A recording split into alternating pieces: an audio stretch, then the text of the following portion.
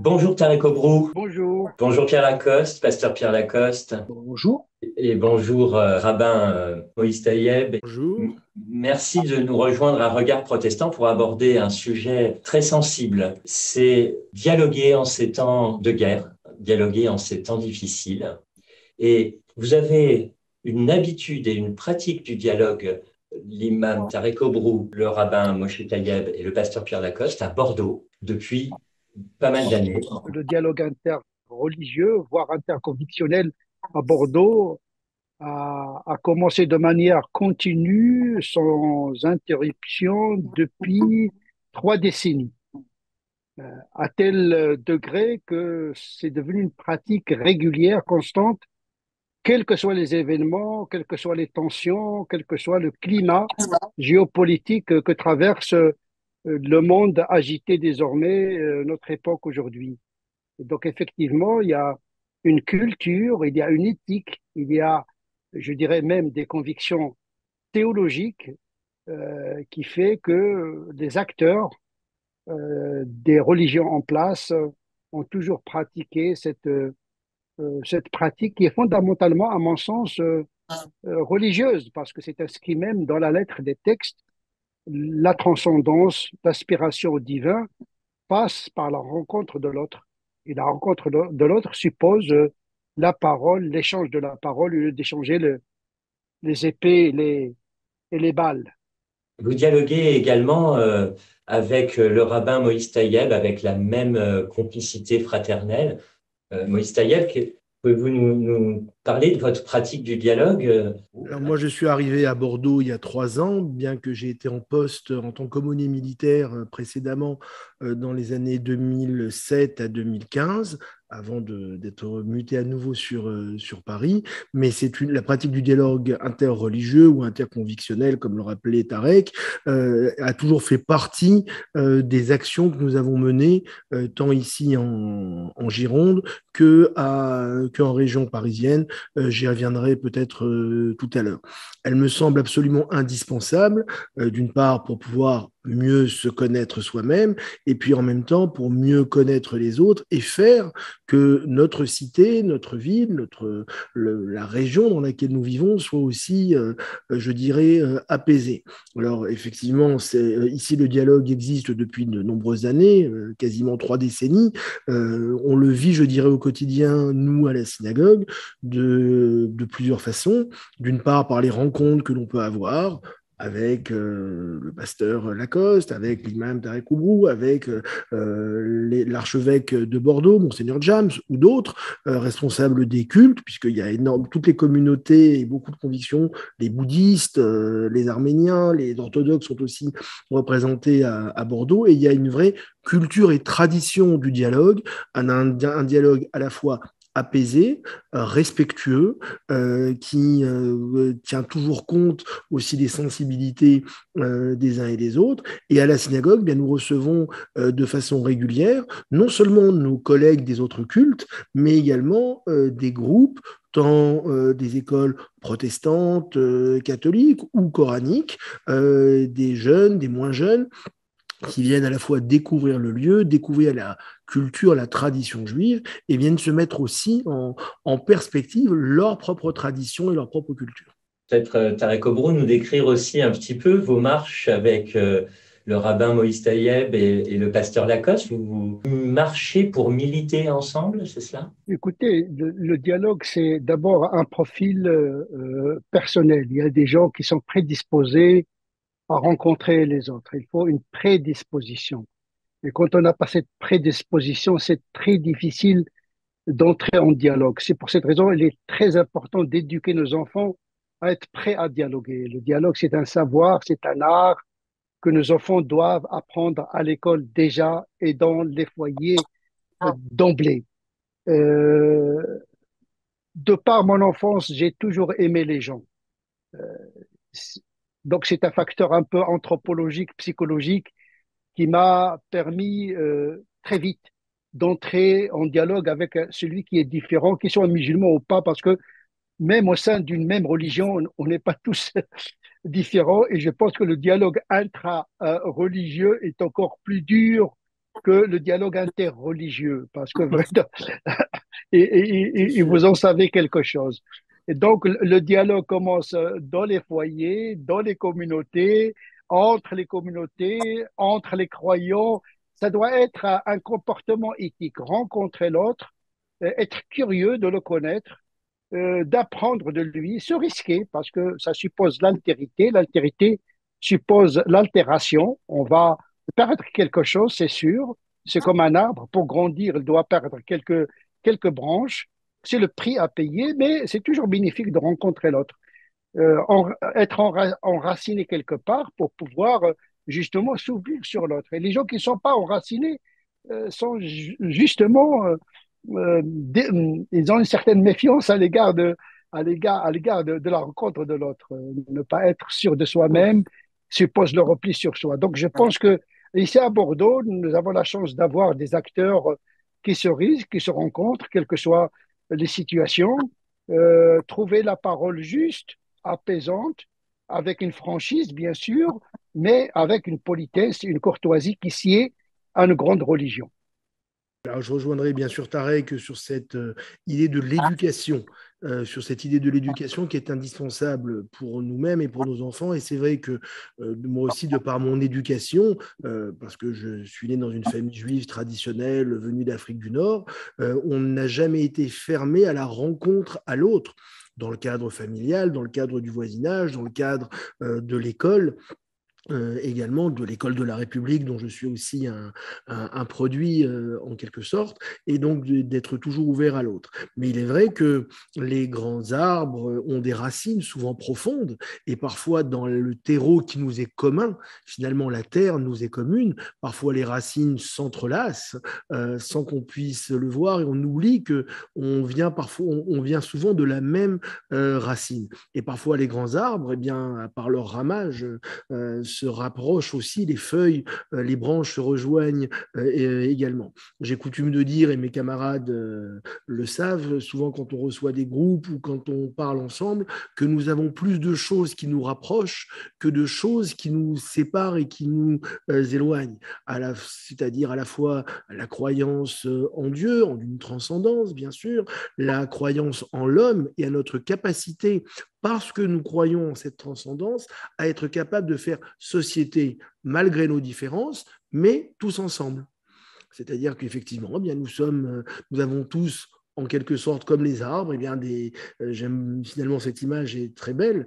On a tous des fruits différents, on a des feuilles différentes, des rameaux différents, des racines différentes, mais qui puisent leur source à la même origine, et en même temps qui se déploient dans leur beauté, dans leur grandeur également. Donc, il y a la nécessité donc, de cette éducation, cette nécessité aussi de se confronter à l'autre. Alors les arbres, ils sont parfois confrontés au vent, eh ben, c'est des tempêtes, et c'est des tempêtes que peut-être on vit un petit peu actuellement, mais parce que les racines sont bien posées, alors comme le roseau de la fable, on plie mais on ne rompt pas. Et c'est ce qui fait, parce qu'on se connaît bien, parce qu'il y a cette affection entre nous, ce respect et ce partage mutuel, eh bien, il fait que les tempêtes vont passer et qu'on va continuer à faire société tous ensemble. Pierre Lacoste, pouvez-vous nous raconter votre dernière action en commun avec le rabbin Moïse Tayeb et l'imam Tarek Koukou? Alors, je ne vais pas raconter la toute dernière parce que celle-là, elle est juste incroyable. Mais on était ensemble hier sur une sorte de casting. C'était Yann Arthus Bertrand qui voulait avoir les religieux, quelques religieux, ceux qui étaient disponibles se sont retrouvés. Et puis, on essaie de dire ensemble que être français, c'est aussi joindre nos mains en tant que religieux. Et donc, j'ai trouvé voilà la dernière en date, hein, ça date d'hier. Mais on s'est vu aussi récemment, ma petite paroisse protestante a voulu aller à la rencontre de la grande synagogue de Bordeaux et on est allé visiter, on a été accueillis par Moïse pour une visite guidée de ce lieu qui est chargé d'histoire, qui a connu les pages les plus sombres du XXe siècle, avec le nazisme. Et on a vécu un moment extraordinaire de communion, d'amitié. Mais moi, c'est vrai que j'aime beaucoup les arbres, hein. D'ailleurs, les arbres, je ne sais pas dans le Coran, Tarek nous le dira, mais dans les arbres, dans la Bible, battent des mains, hein, et célèbrent. Ce sont des. Alors, mais il y a quelque chose qui me gêne, c'est qu'ils parlent peu. Les arbres, ils s'imposent par leur dimension, ils sont là, enracinés, les uns avec les autres. Mais quand même, l'expérience du dialogue me paraît être quelque chose d'impératif. Nous devons nous risquer au dialogue. Et nos religions sont pas que des religions du livre, elles sont essentiellement des religions de la parole. Assister à une célébration juive, protestante ou musulmane, vous serez exposé à une parole. Elle sera lue, récitée, chantée, psalmodiée, prêchée, mais vous serez au contact d'une parole. Nos communautés n'ont pas d'autre moyen que de parler, de recevoir une parole, de la partager, de la discuter, de la vivre ensemble pour donner sens à notre présence sur cette terre, à notre existence. C'est, c'est l'intention unique de la parole prophétique, que ce soit celle de Moïse, de Jésus, du prophète Mohammed. Il n'y a pas d'autre intention que de chercher à recevoir le message divin pour le partager avec l'autre.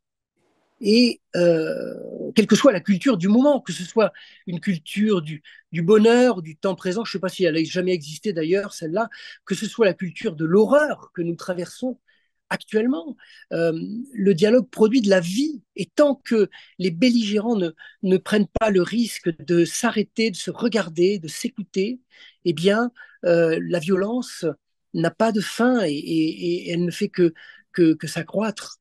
Je crois que je ne sais pas ce que diront mes amis juifs et musulmans, mais la parole est un cadeau de Dieu pour moi.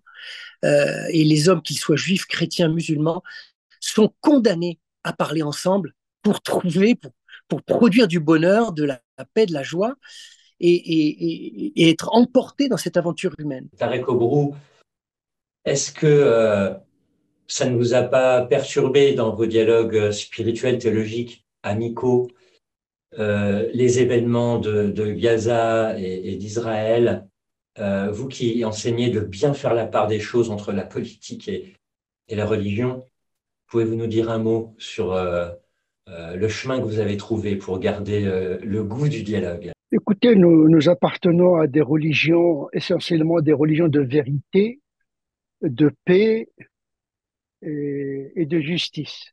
Ce sont des valeurs qui transcendent toutes les clôtures ethniques, politiques et religieuses. Être au service de Dieu, c'est être dans la vérité, dans le juste et dans la construction de la paix. Sinon, c'est une trahison de sa propre religion. Qu'est-ce qu'on met en premier lieu? La vérité de Dieu qui nous transcende, ou bien la vérité politique, ethnique, économique, avec toute la misère humaine que cela suppose.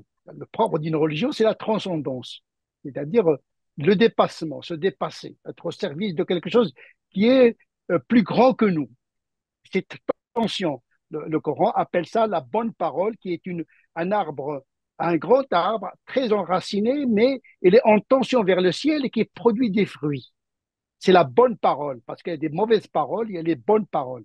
Et la bonne parole, c'est d'abord une parole de discernement, de donner à réfléchir aux croyants, parce que la foi ne doit pas obscurcir la raison. La foi doit être raisonnable. Donc, c'est très important. L'émotion, on a besoin de l'émotion, mais une émotion intelligente. Donc, on a besoin d'introduire un peu de raison, d'où la théologie spéculative qui introduit le raisonnement dans l'économie de la foi pour mieux canaliser cette énergie qui peut être destructrice.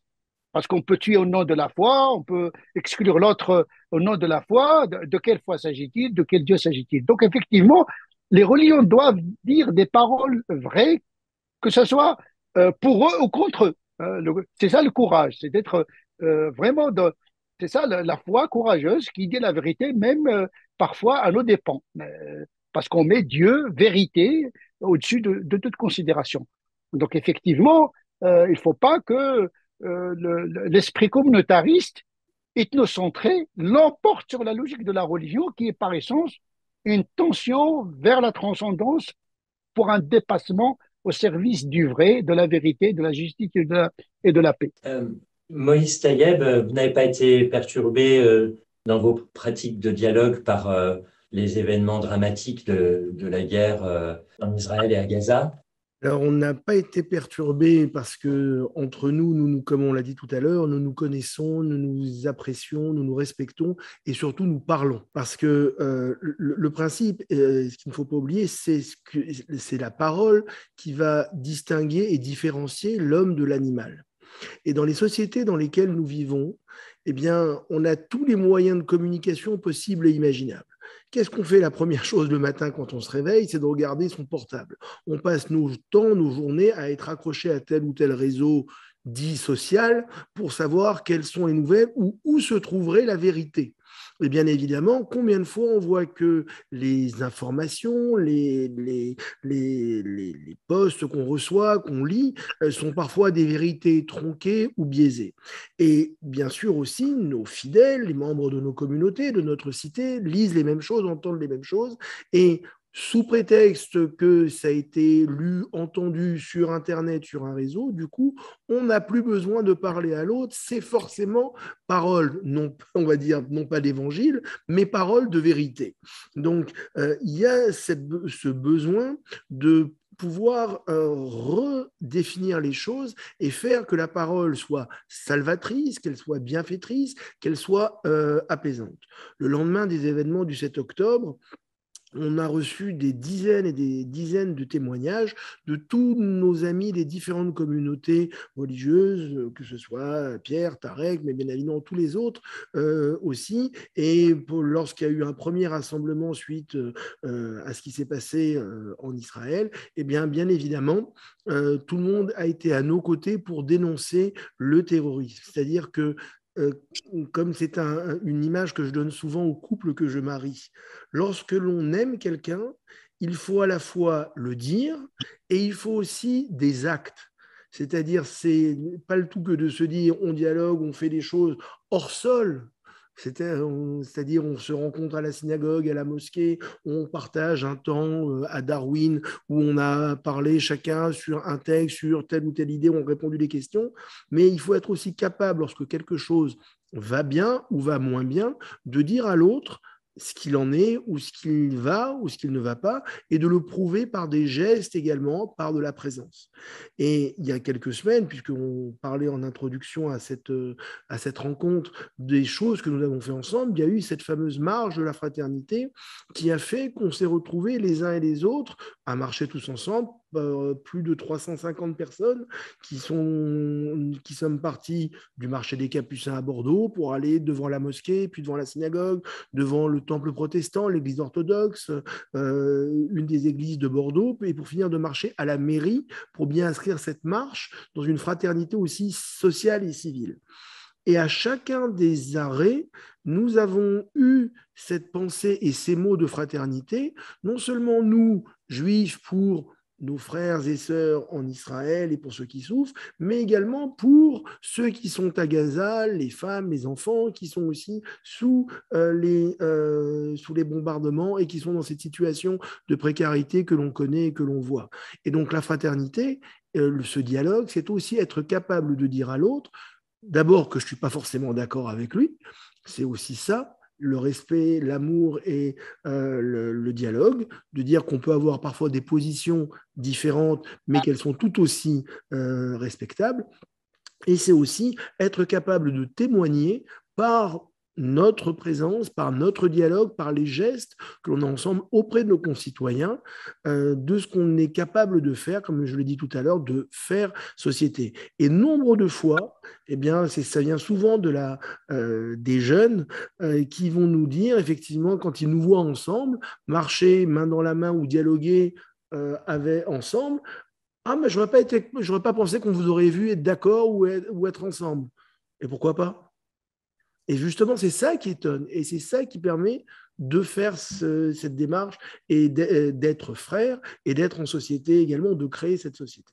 Alors, merci à vous trois d'avoir commenté l'enjeu et la pratique du dialogue interconviction, interreligieux dans ces temps difficiles de guerre. Ce sera un plaisir d'écouter à nouveau votre marche commune, main dans la main pour dialoguer en ces temps de guerre. Merci encore pour le temps que vous avez accordé à cette interview pour Réforme et Regard Protestant. Merci beaucoup.